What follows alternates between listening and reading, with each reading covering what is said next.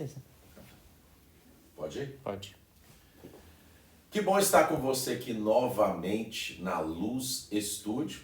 Nós estamos aqui nessa série de estudos através dos vídeos para falarmos um pouquinho sobre alguns aspectos importantes, fundamentais, digamos assim, a respeito do louvor e da adoração, não é? Então, no vídeo anterior eu estava conversando um pouquinho com você sobre a questão do repertório, a sua importância, os elementos essenciais para um bom repertório, para que realmente a ministração do louvor possa fluir da maneira como Deus deseja, né? E claro, as pessoas também possam ser tocadas pelo Senhor. Hoje, nesse momento, nesse vídeo, eu quero ainda bater um pouquinho mais nessa tecla para falar com você sobre o repertório, mas agora eu quero mostrar para você alguns problemas que são atuais a respeito do planejamento do repertório. Todo ministério de louvor que deseja passar por uma estruturação ou se prepara para um crescimento, ele precisa dar atenção para aquilo que talvez é a parte mais importante do ministério de louvor, que é o repertório. Como eu disse para você anteriormente, tudo gira em torno do repertório, em torno da mensagem que está sendo proclamada, né? Então, o repertório precisa ser claro, ele precisa ser bíblico, ele precisa comunicar de maneira clara, de maneira simples, mas poderosa. Agora, e quando eu desejo, juntamente com o ministério, organizar o planejamento do repertório, da lista de música, ou da lista de músicas, e eu não estou conseguindo fazer esse planejamento? Por que nós estamos encontrando tantas dificuldades em se planejar esse repertório? Bem, pode ser que vocês estejam passando por algumas situações, alguns problemas, alguns empecilhos, algumas pedras, e que elas precisam ser removidas. Quais são essas pedras? O primeiro problema que eu quero compartilhar com vocês é a infoxicação. O que é isso? A infoxicação, eu falei disso em um outro vídeo, a infoxicação ela atrapalha a nossa adoração. Porque a verdadeira adoração ela é por meio da mente, ela é por meio do corpo, ela é por meio das expressões, não é? Então, uma mente saudável, ela produzirá uma adoração aceitável. Por quê? Porque a verdadeira adoração, ela necessita de entendimento. Uma mente que está sofrendo, uma mente que está conturbada, né, está passando por conflitos, né, nas suas bases de convicção, ela consequentemente não conseguirá obter entendimento, não conseguirá agir de maneira plena. Então, a infoxicação, que é o excesso de informação, ela produz sofrimento na nossa mente, ela deixa a nossa mente perturbada, ela atrapalha o nosso sono. E o que isso tem a ver com o repertório? Tem a ver com a maneira como nós ouvimos música. Afinal de contas, qual tipo de música eu devo colocar no repertório? Bem, quando você não tem um padrão, quando você não tem um critério para isso, você acaba correndo o risco de ouvir todos os estilos e fazer, na verdade, uma verdadeira salada no ministério de louvor, né? E aí, quando você vai conduzir o louvor, música rápida misturada com lenta, é uma letra que você não entende, são estilos variados. Nada contra os estilos variados, mas é importante que você tenha um norte, não é? Tem um norte, tem um caminho, tem um estilo que faz parte da sua equipe. Eu me lembro, quando eu trabalhava com produção de evento em 2009, eu trabalhava com aquele cantor Lázaro, e foi um ano ali trabalhando. A nossa produtora comprou alguns shows dele E nós então realizamos esses shows, foram 7 shows em 7 capitais, e uma dessas capitais era Belém do Pará. E foi muito interessante, isso me marcou, porque em Belém eu fiquei lá em média 33 dias e eu tive que fazer contatos com as igrejas, ou as maiores igrejas ali daquela cidade. E eu me lembro que eu fui em um evento, né, da Assembleia de Deus, lá de Belém do Pará, e foi num ginásio. E a ministração do louvor foi toda no estilo paraense, né? Então era um estilo bem natural, bem da terra mesmo. Então o louvor não era um rock, não era um worship, não era, né? E qual era o estilo que a ministração do louvor estava sendo conduzida? O carimbó. Então todas as músicas eram no estilo carimbó. Você já imaginou como seria isso? Eu achei aquilo sensacional, porque é o estilo da terra. Aquilo comunica com aquela comunidade, comunica com a identidade daquele povo, não é? Então é muito importante que o repertório carregue a identidade da igreja local, não é? Então, por isso, a infoxicação ela cria empecilhos, porque uma vez que você vai ouvir qualquer tipo de música e vai colocar qualquer tipo de música e estilo na ministração do louvor, você pode correr o risco de perder a sua identidade local. Qual é a identidade? Em termos musicais eu me refiro da sua equipe de louvor. É o rock? É o carimbó? Qual é o estilo? É algo a se pensar. E tem um autor, não sei se eu vou conseguir pronunciar o nome dele aqui, que é Brett McCracken, acho que é isso, do livro A Pirâmide da Sabedoria. Ele aborda justamente esse aspecto. É claro, não dentro do assunto louvor e adoração, mas ele trata a respeito da mente saudável. E ele diz que a infoxicação ela produz a perturbação, sofrimento na mente. E ele apresenta 3 características da infoxicação. Primeiro, toda mente infoxicada, ela consome demais. Então ela não tem critério.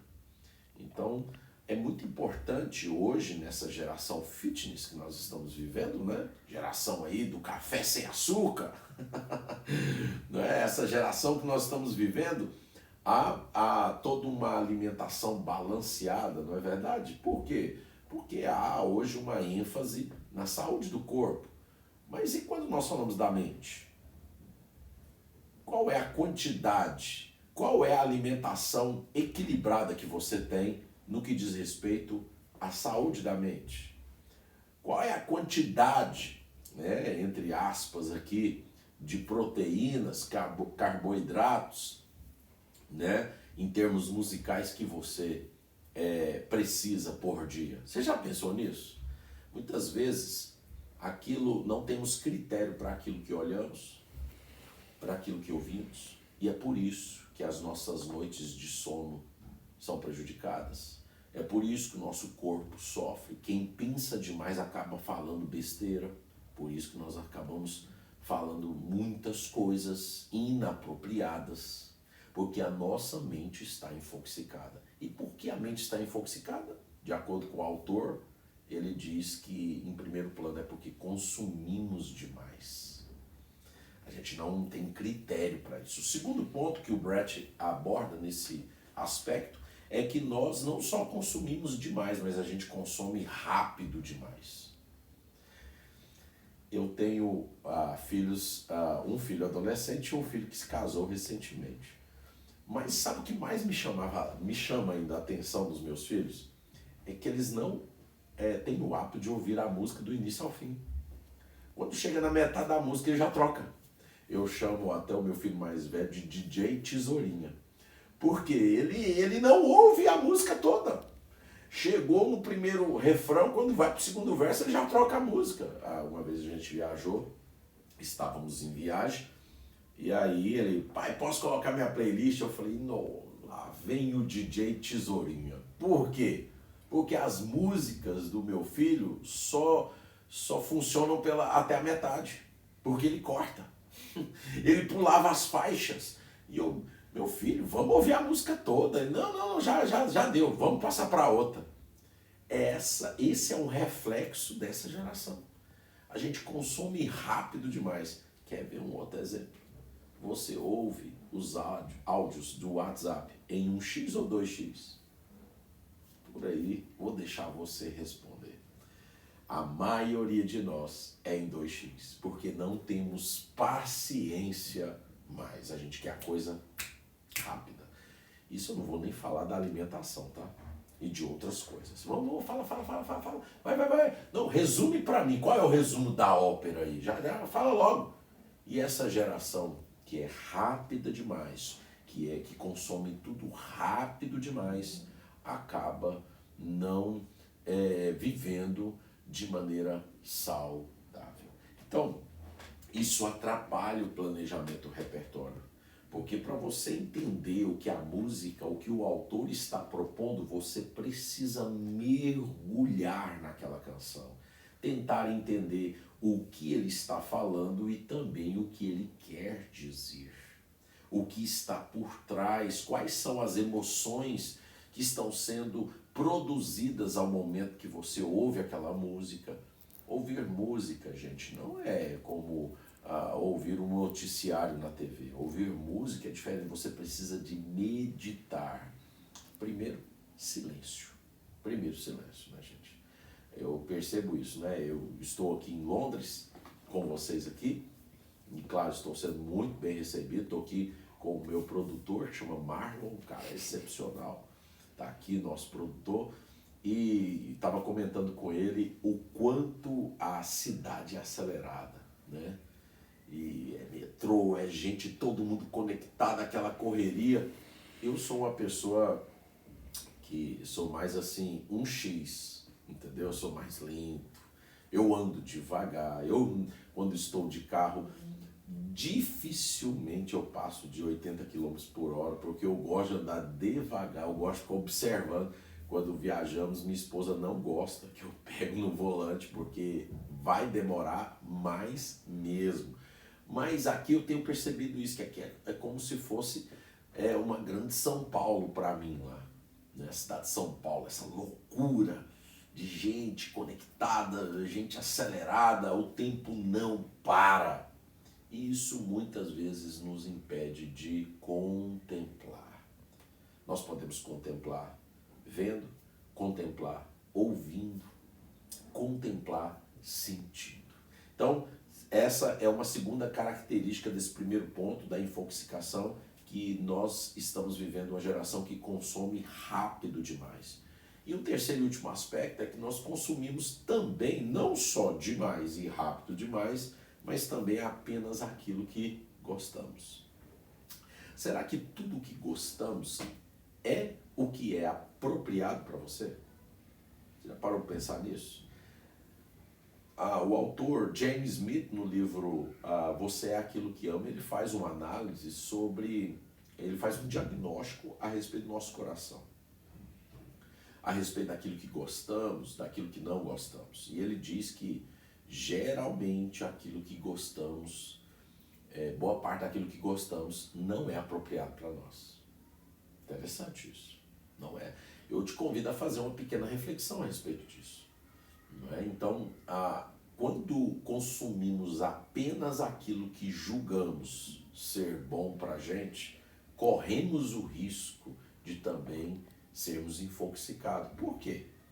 Nem tudo que gostamos é apropriado por conta do pecado, por conta da semente adâmica no nosso coração, por conta do nosso coração que muitas vezes trafega com os pneus descalibrados. E pneus descalibrados prejudicam o carro, prejudica a viagem, faz você gastar mais energia. Então pense nisso. Então esse é o primeiro ponto. A infoxicação é um problema para o planejamento de um bom repertório. O segundo é a preguiça da liderança. Não tem coisa pior do que você é desejar o progresso, mas a liderança é preguiçosa. A liderança é procrastinadora. Não, depois a gente faz isso. Olha, a gente podia pegar essa música nova aqui, ó. Essa música é... Ah, não, manda para mim no meu e-mail que depois eu vou dar uma olhada. E aí, ó, passa-se um mês, dois, a música já saiu, né, das rotas da mídia. E aí o líder... Ah, e aquela música é mesmo, eu nem ouvi, não é? Então, ou lideranças preguiçosas, elas têm muita dificuldade em lidar com o novo. E o que Deus faz? Não é isso que a gente canta? Senhor, faz algo novo? Como que Deus pode fazer algo novo se nós temos uma liderança preguiçosa? Uma liderança que procrastina. Uma liderança ruim.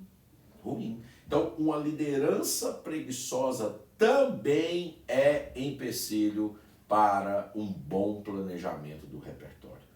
Vou te dar uma dica aqui. Se você quer planejar uma lista de músicas que atenda todos os critérios que eu já falei lá atrás, você precisa pelo menos de 3 em 3 meses ter uma reunião com os líderes de louvor. E quando eu me refiro a líderes de louvor, eu me refiro àqueles que conduzem a congregação em adoração, ali na frente, com o microfone, cantando. Uma reunião que seja trimestral, para que vocês possam fazer uma avaliação, uma reflexão, né, uma construção desse repertório, né? E ali fazer uma lista, produzir uma lista, né, que vai ali durar, ter um prazo de validade de 3 meses. E aí 3 meses depois, reúne novamente a liderança do louvor, vamos atualizar a nossa lista. Por que isso é importante? Vai gerar conexão entre os líderes de louvor, vai gerar entrosamento, vai gerar uma lista atual, vai empurrar a liderança para o progresso, né? Então, essa reunião ela é muito importante. Tá?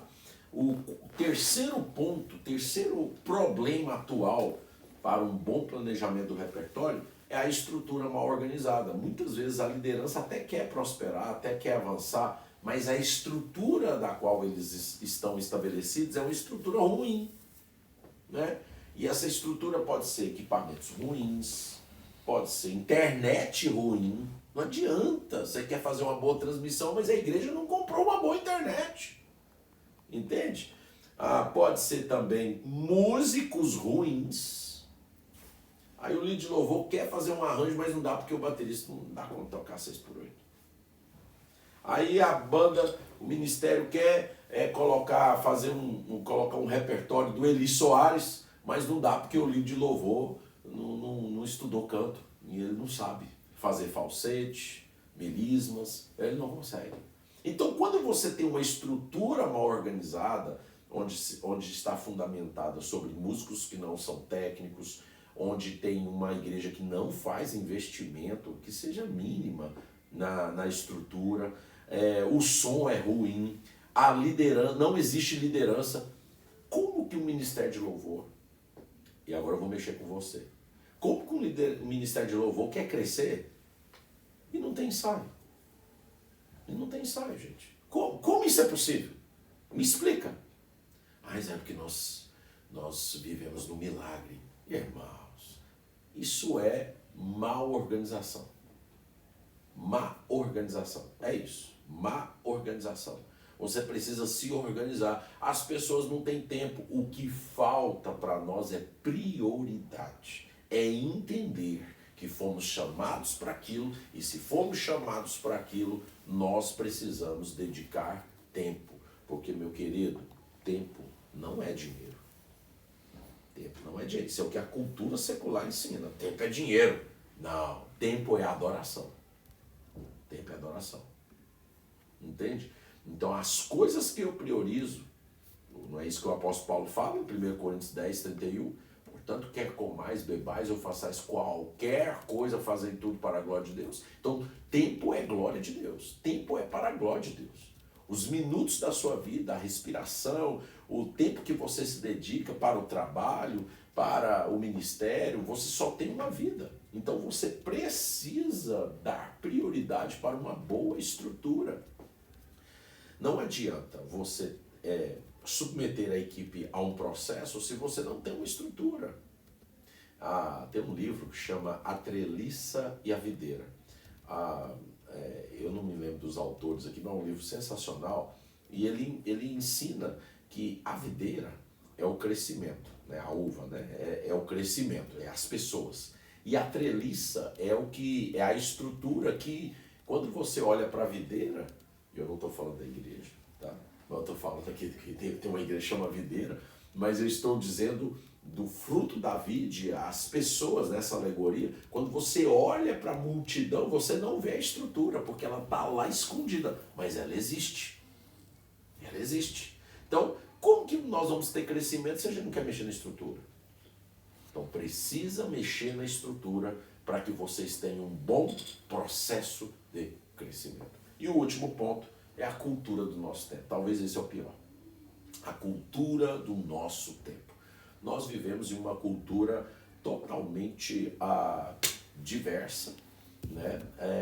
Averso à Bíblia, averso a tudo aquilo que a palavra de Deus nos ensina. A cultura do nosso tempo é uma cultura de relativismo, da secularização, do individualismo, não é? Do pluralismo. Então, essas demandas da nossa cultura faz com que produzamos uma geração fraca, na verdade, diluída, uma geração falsa, porque não são pessoas autênticas, uma geração igualitária no que diz respeito por exemplo, a recompensa, né, igualitária no que diz respeito a padrões de sociedade. O que é isso? Não, todo mundo tem que ser igual. Não, Deus não fez todo mundo igual.